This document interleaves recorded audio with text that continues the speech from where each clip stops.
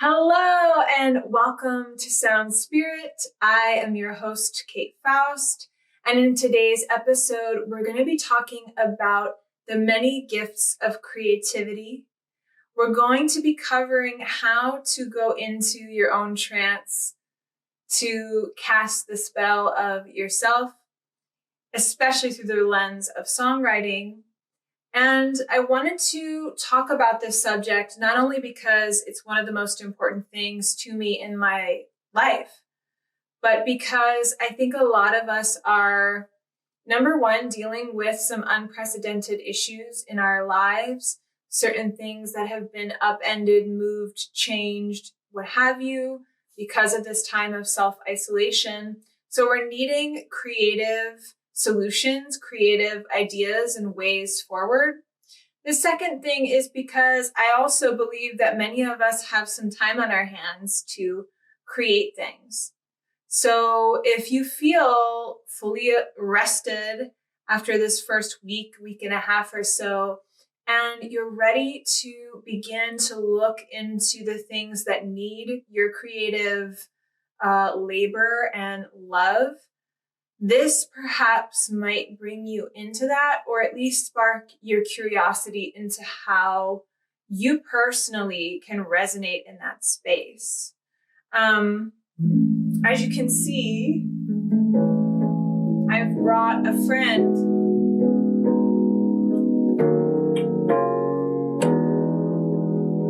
This is my Nord.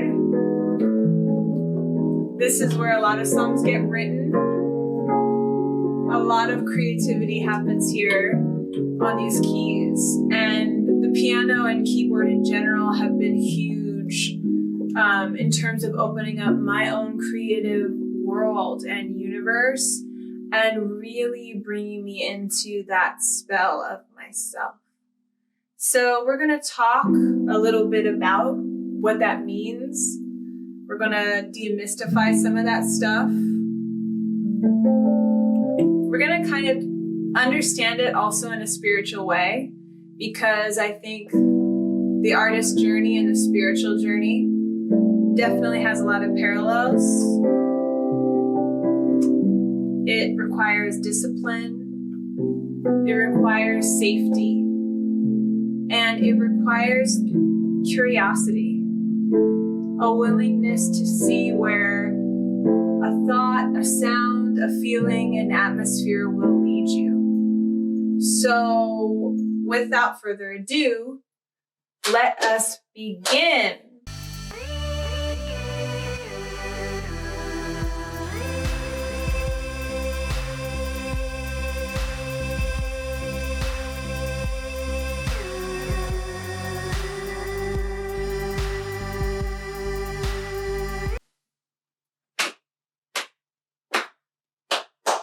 Sound, spirit is sound, spirit is sound, spirit is sound. Sound, spirit is found in me.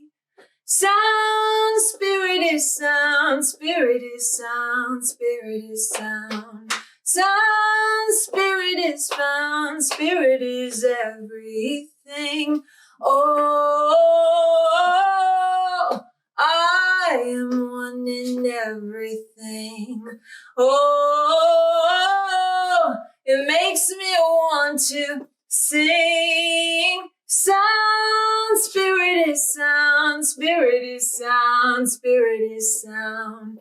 Sound, spirit is sound, spirit is found in me. Yay! Yay!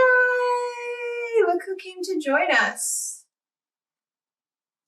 Hello. Scout is a creative genius in her own way. She's really fun to hang out with. She'll be with us today. So I want to talk about where the musical and creative impulse might originate and how we can kind of trace those steps back. I'm going to use myself as an example because that's the best example that I know and that I can speak of. And we're going to talk about how we can develop our own language of creativity within us, how we filter other people's ideas and energies, and sort of what has helped me personally to cultivate my creativity. And then I'm going to sort of examine that through the lens of one of my own songs that seems to be helping some folks right now. And that day that I wrote it, I just remember it so clearly in my mind's eye. So I want to kind of crystallize that experience for you in this episode today. A lot of people say that the artist or the creative adult is the child that survived. And I do believe that all of us in one way or another have this creative capacity. I think that we live in this world that tells us that we have to be productive. You have to remember that we're coming out of the previous century, and the previous century was about how do we what are the systems, what are the machines that maximize people's lives, people's potential, right? We saw that in the mechanization of the supply chain, what we build. We saw that in the earlier part of the 20th century in this big battle between capitalism, the free world, and communism, right? And Stalinism and Nazism and all these isms that were all, even in their most horrible sort of iterations, they were all started because they were looking at how do I maximize and make this better and bring more into this group or that group? What is the ideal utopian way for human beings to be in the world? How can we create as much, or how can we maximize profit, or how can we share and have this perfect utopian world? What's the ideal of that, right? And then we have this mechanization of consciousness in the form of the technology of the computer, right? And now we have personal computers everywhere all the time, and they're mirroring certain aspects of our own creativity and consciousness. So that is the agreement or the idea that a lot of our collective is still steeped in. And while there is a certain creativity or appreciation for creativity, like, there's lines going down for miles for the Louvre, the everyday creativity of our lives, we have to sort of justify. We have to find a way to say like that we're allowed to have this time that's free, right? Because we want to be able to normally, right, maximize our day. So every moment of the day has to be accounted for. And while I think that's really good in a lot of ways and seems to work for a lot of people, for the creative person, right, for the disposition of someone who might be an artist, that can be a little stressful. You might also say that for the person who's really sensitive, an empath, whatever, whatever you want to call it, many people who are creative and artistic are also people who are psychic and sensitive. I believe a lot of empaths are actually they just have psychic abilities. And I think a lot of psychics have certain creative abilities that they may tap or may not tap, because there is this process when we're building our own creative inner world of feeling deeply into ourselves. And so as above, so below, we're feeling deeply into our inner world. So we're able to really feel and comprehend the inner world of other people, particularly when it comes to the art that they're creating. So for instance, when I'm listening to other songwriters, I'm able to hear technically what's going on with the music, but I feel like I can tune into their inner world in a way that I might not be able to otherwise if I hadn't done that process within myself.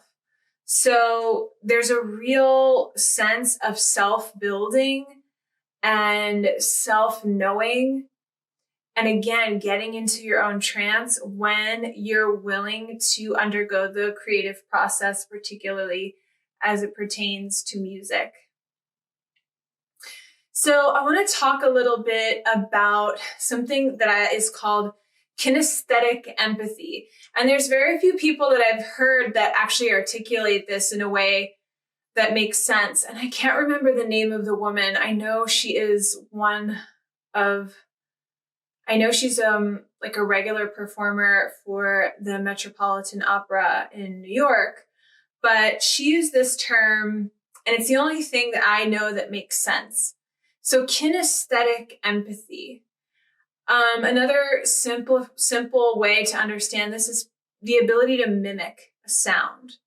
The ability to hear a sound, particularly like another human voice, and be able to replicate the physicality, to feel into the physicality of the sound and recreate that within your own body without having it explained to you, without ever being taught, right? You just understand that.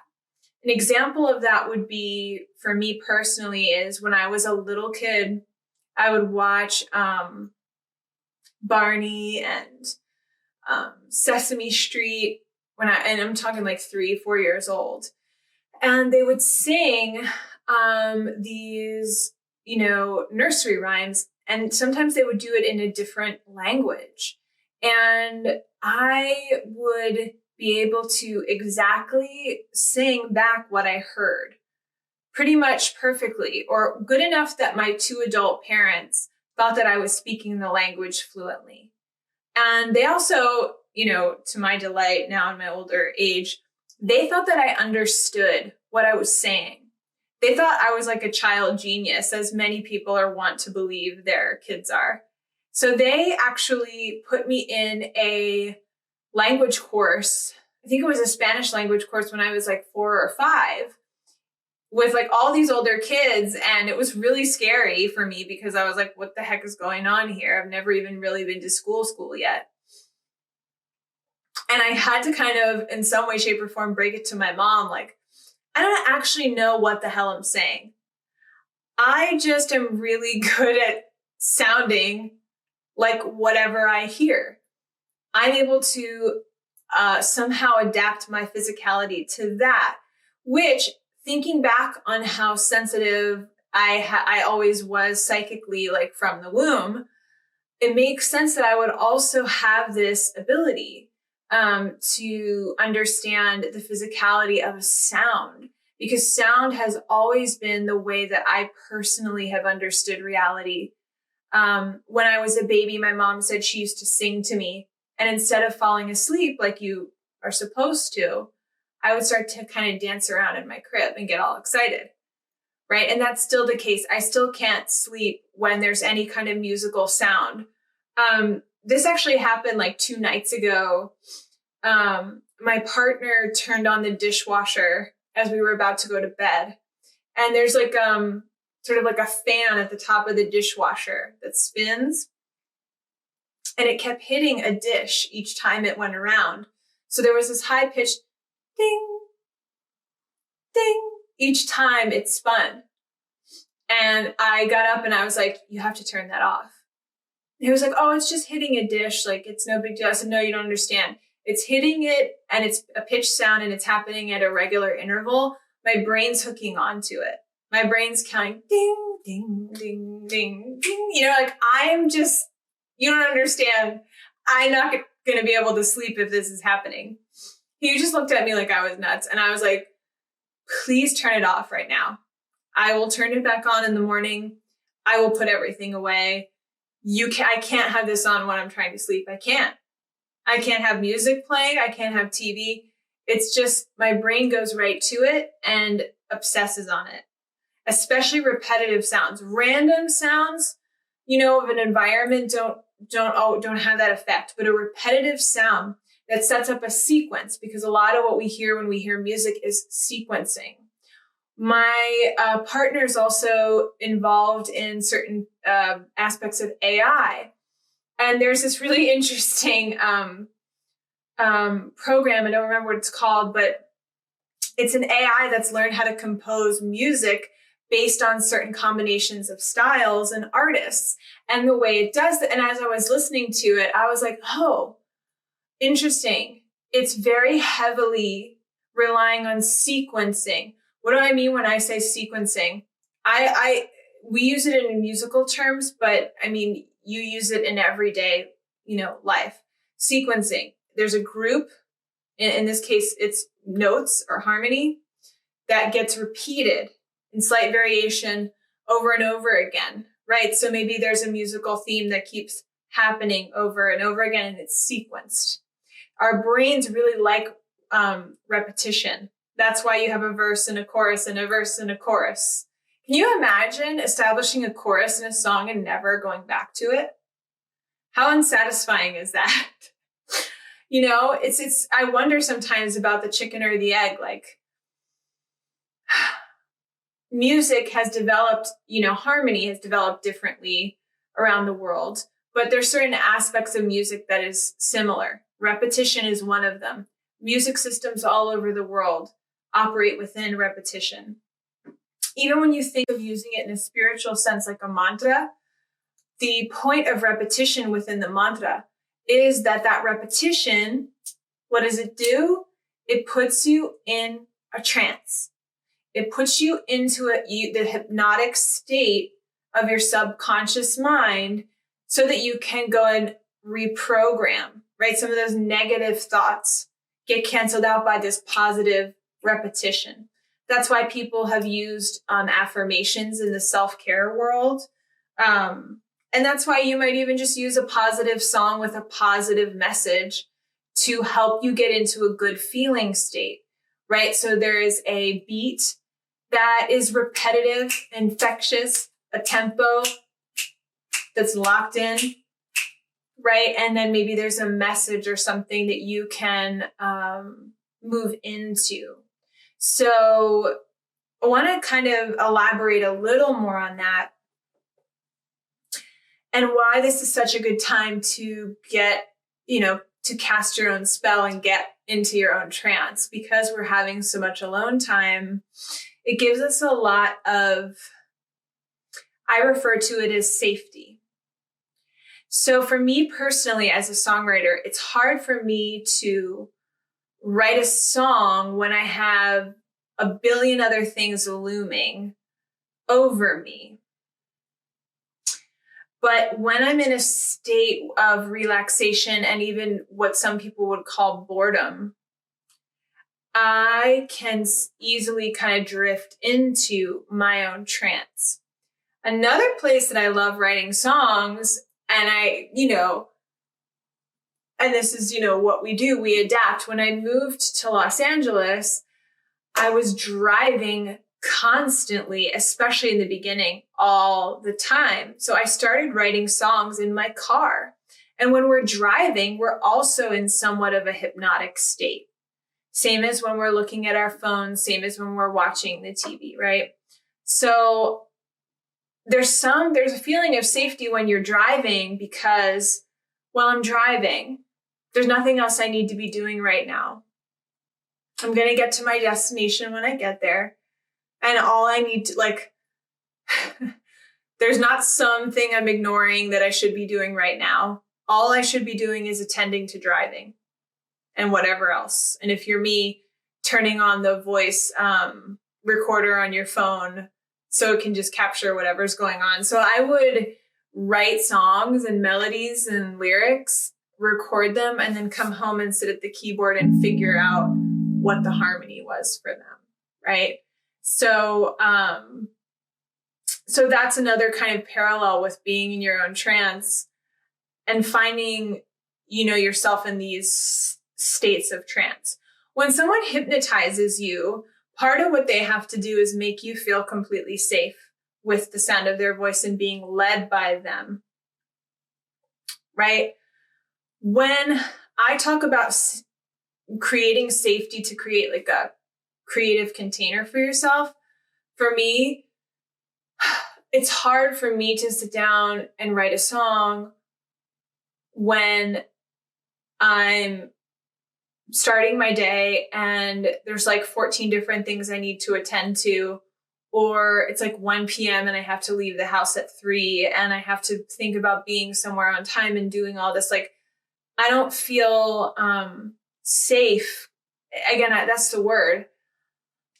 I don't feel completely present, maybe is what I'll say. Because part of me is anticipating the future, right? Part of me is anticipating how each little segment of time is going to be used up till I have to go to do this thing.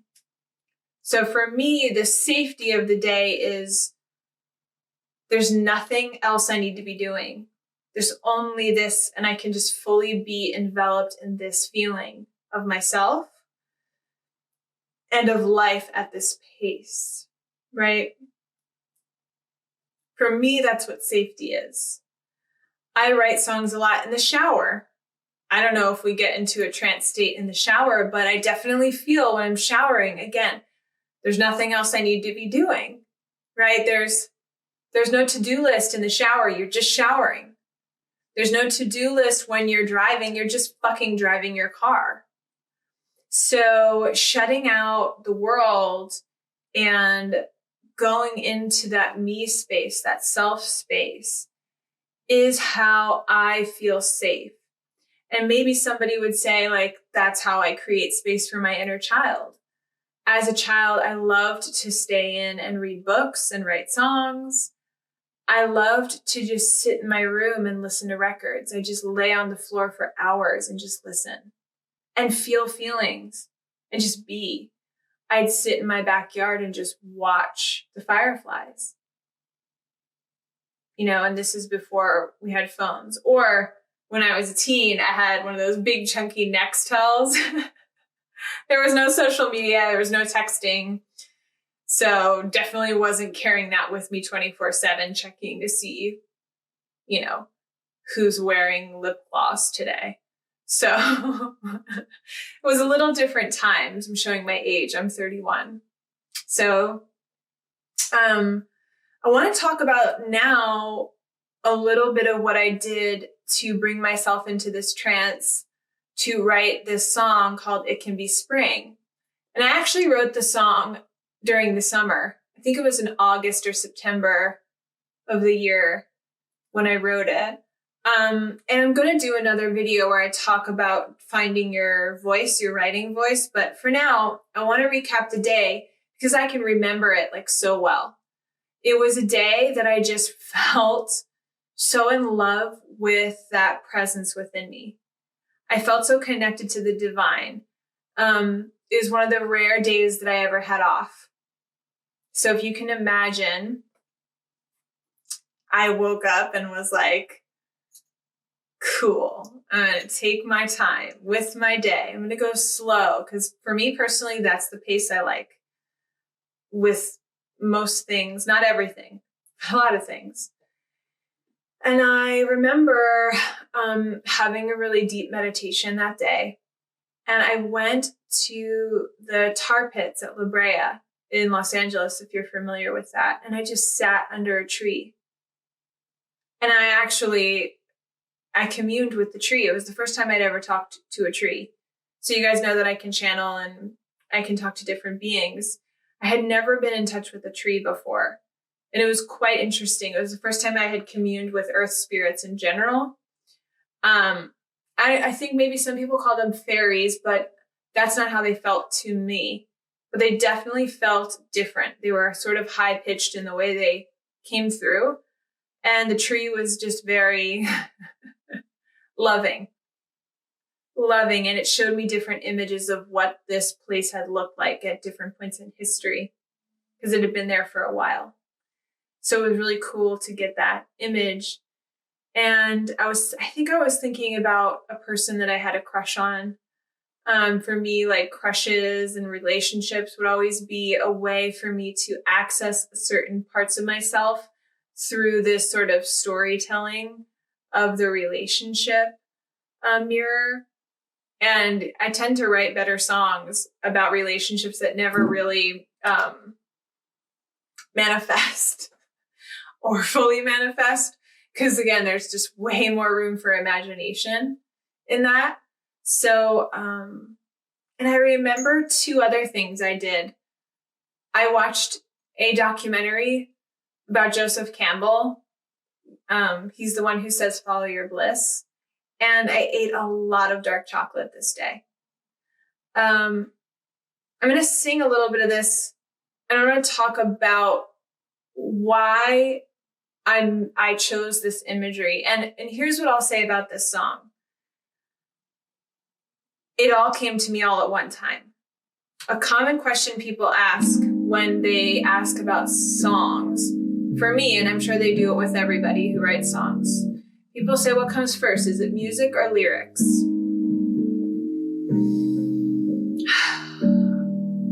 I'm not kidding you when I say a lot of things just come all at one time.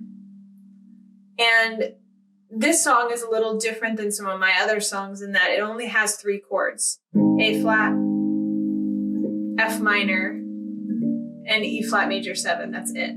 There's nothing else going on. There's a little bit of a G minor in there stepping up. It's just 3 chords repeated the entire time. A lot of times my songs tend to be a little more involved. And I was at this point in my life when I wrote this song, and I'm still kind of coming out of that and into a new layer of it, where I was like, I remember saying to my guides and my angels, I'm tired of learning from pain and trauma and lack. Tired of learning and experiencing life through that lens. I want to learn through joy and abundance and fun. I want to learn how good this can be, because I've gotten a picture of how shitty it can be. So I was at this point where I was beginning to surrender into just the notion that things could be good. And I'm still working on that. I still am. And this is something that's hard for people to understand about me. I guess I mask really well, like, just how difficult my conditioning has been for what I do and who I am, and how I've struggled with certain things maybe longer and harder than some other people might. Not because I'm weak, but because I'm sensitive in certain ways. And I know that all of that is divinely chosen and planned. And so it's not like a complaint, but I think because I always create, even when I was literally I was fantasizing about jumping in front of the train on my way to work every day when I wrote the EP Crucial Companion. Even when I did that, those songs are happy. It's a matter of trust. It's all about bring on the healing. I was my higher self was communicating to me of how to stay alive at that time. And it's funny, I think I project a lot of confidence. And it's not like I'm not confident, because I am to a certain degree. But there's certain other pieces of what confidence means that I've had to, and I'm still really, really trying to embrace and surrender into. So I think sometimes people might look at me and think that, of course, I could write a song like It Can Be Spring. And I do write a lot of positive songs, but I think people who actually know me personally are always a little surprised of just how anxious I can be and just how mean I am to myself. It's taken me a long time to accept the fact, just a simple fact, that I'm a good person and I've always been a good person. Even saying that makes me feel really, it rattles me a little bit. Just accepting the fact that I'm good. I deserve good things. I deserve to be happy. I'm enough. What I have to offer is good. What I have to offer is valuable. Who I am in the world is on purpose. Even just speaking those things, I'm being vulnerable in case you didn't notice. Even just speaking those things, I want to swallow them right down when I say it. So I know that like I do this when I see things on social media. I'm like, well, of course they could do this or they could that. And I'm not saying that, of course, you might project that I could write It Can Be Spring because it's such a great song. I'm saying you might think that I could write a song like It Can Be Spring because I'm so happy all the time, or that my life has been so great. I am blessed in a lot of ways, but I wouldn't say my journey has been easy at all, like at all.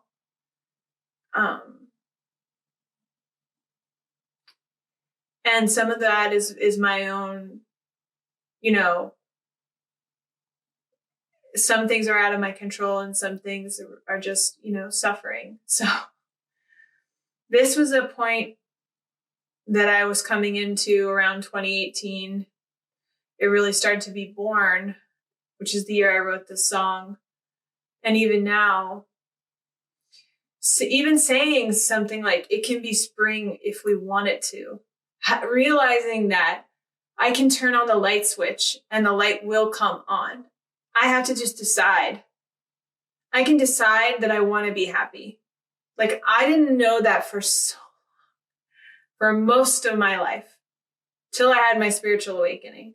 I didn't know that being happy, being healthy, and stepping into this level of love was a choice that I had.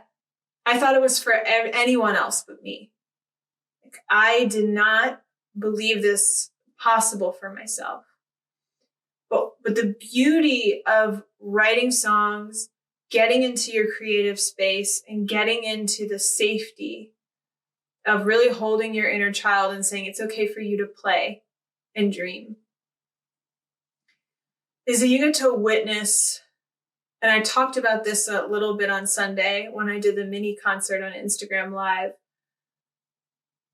In this song, I got to bear witness to the purity of my own heart, the absolute beauty that lives inside me.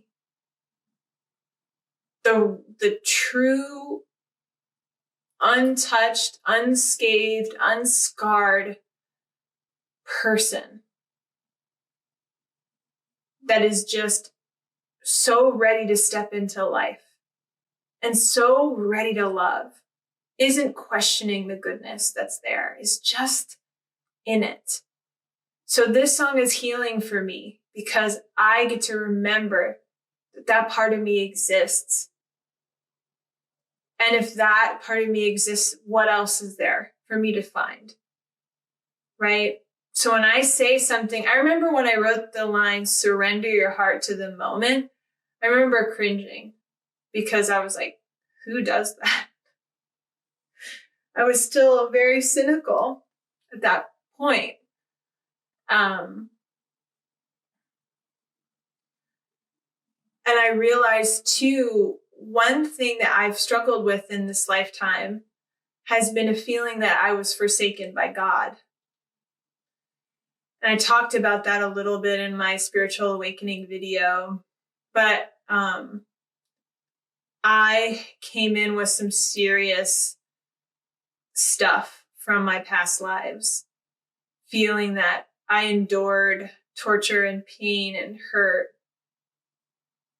and being cast out in those lifetimes, and that God had forsaken me, that I had done right and I was forsaken by God.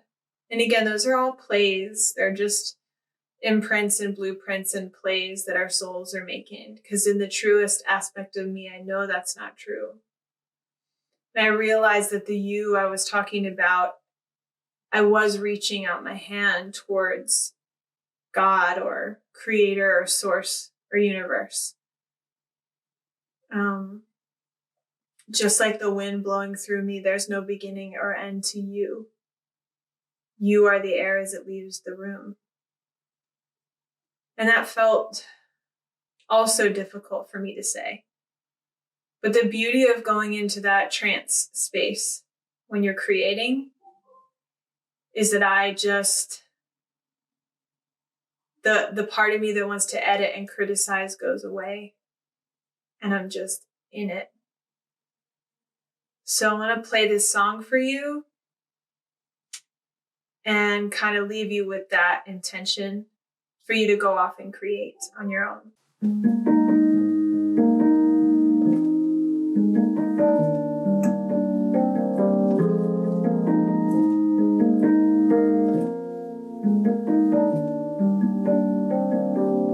It can be spring if we want it.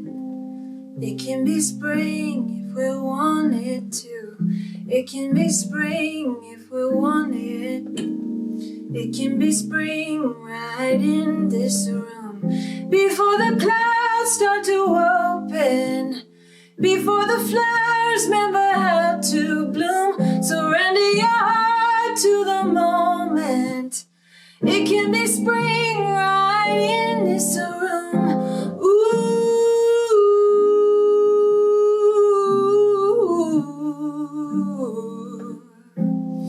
ooh.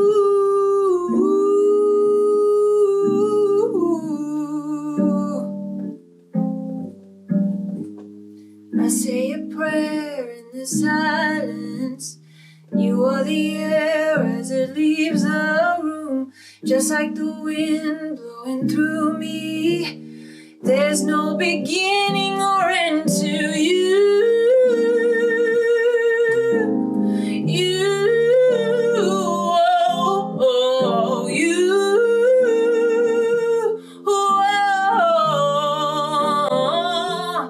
It can be spring if we want it. It can be spring if we want it to. It can be spring if we want it. It can be spring right in this room. Before the clouds start to open, before the flowers remember how to bloom, surrender your heart to the moment. It can be spring right in this room. Whoa.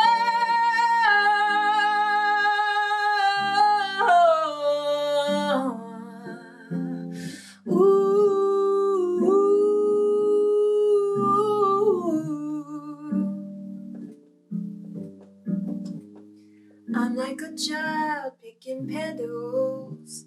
I put one down, then I pluck up two, just like the wind blowing through me. There's no beginning or end to you.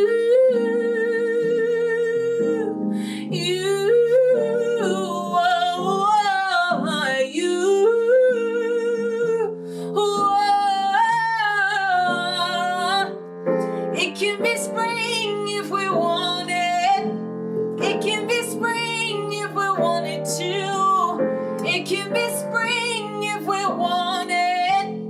It can be spring right in this room. Before the clouds start to open, before the flowers remember how to bloom, surrender your heart to the moment. It can be spring right in this room. Whoa.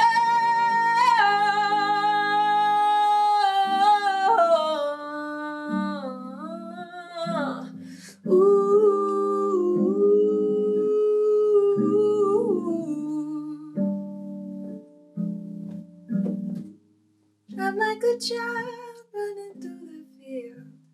Ask me again if I was born right here before your eyes, and right there again with your smile, like a child running through the field.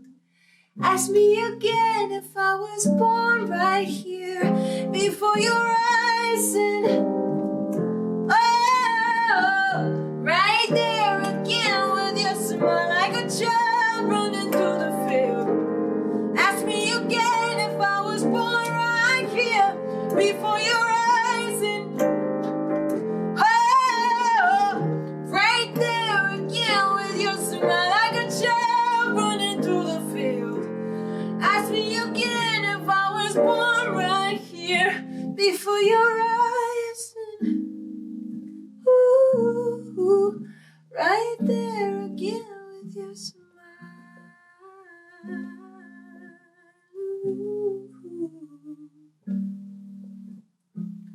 Ooh.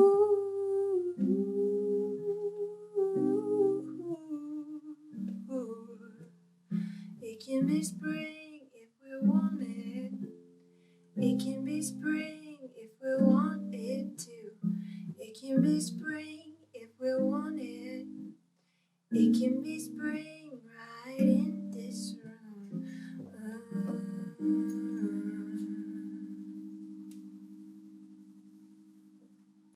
Thank you for listening, and thank you for bearing witness to my soul in that song. There's a lot of beauty there. And I think my hope and desire is that you begin to go into that place within yourself that allows you to create those things which mirror back the purity of your spirit and your soul to the world. It doesn't need to be a song. It can be anything creative, but giving yourself the safety, acknowledging that within this safety and this purity, there is truth. There is so much waiting to be born from you. So I hope you enjoyed this episode of Sound Spirit. I think Scout enjoyed it. She was listening. Did you have fun? She says, bye, everyone. Thank you.